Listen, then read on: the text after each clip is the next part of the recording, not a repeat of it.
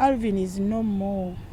Alvin is no more. Alvin is no more. Alvin is no more. Alvin is no more.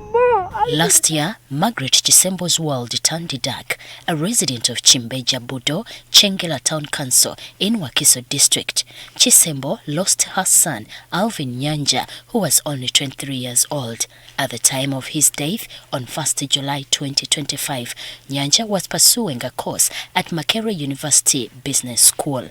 On the fateful day, the student went to check on his girlfriend, whose names we will not disclose because she is a suspect in the case. When Nyanja did not find her in her room at a hostel in Mbuya, Nakawa Division, he decided to wait for her. In her statement to the police, the girlfriend alleges that when she returned, she found Nyanja hanging from the ceiling. She then called a male friend who helped her cut down the body and transport it to a nearby clinic for first aid.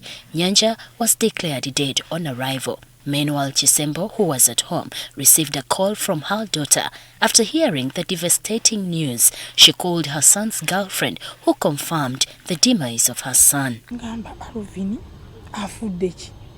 I could not understand what had happened. I just started shaking. I got diarrhea on spot. I dropped the phone down with a lot of questions.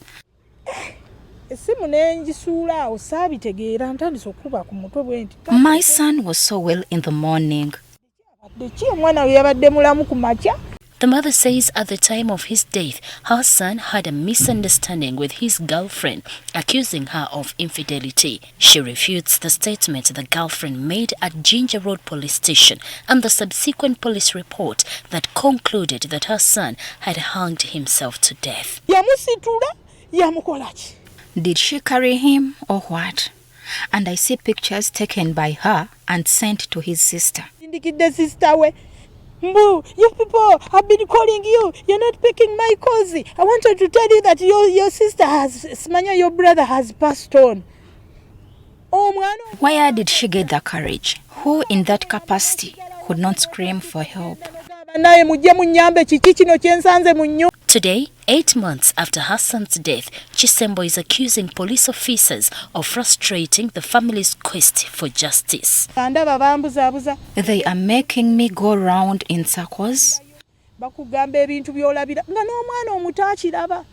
They keep confusing us with no conclusive details.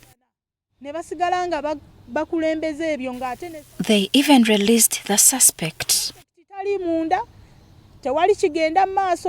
The police post-mortem report indicates that Nyanja died from asphyxiation or lack of oxygen.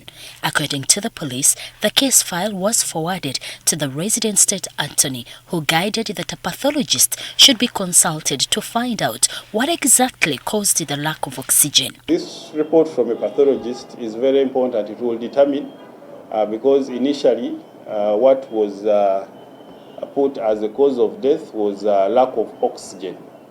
That the oxygen was cut off and this person could not breathe any further and died. Because when you look at his body, he wasn't assaulted, he wasn't done, nothing physical was on his body.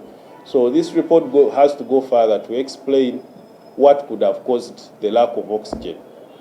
The parents of the child of the deceased are saying the girlfriend could have used the pillow to suffocate the child.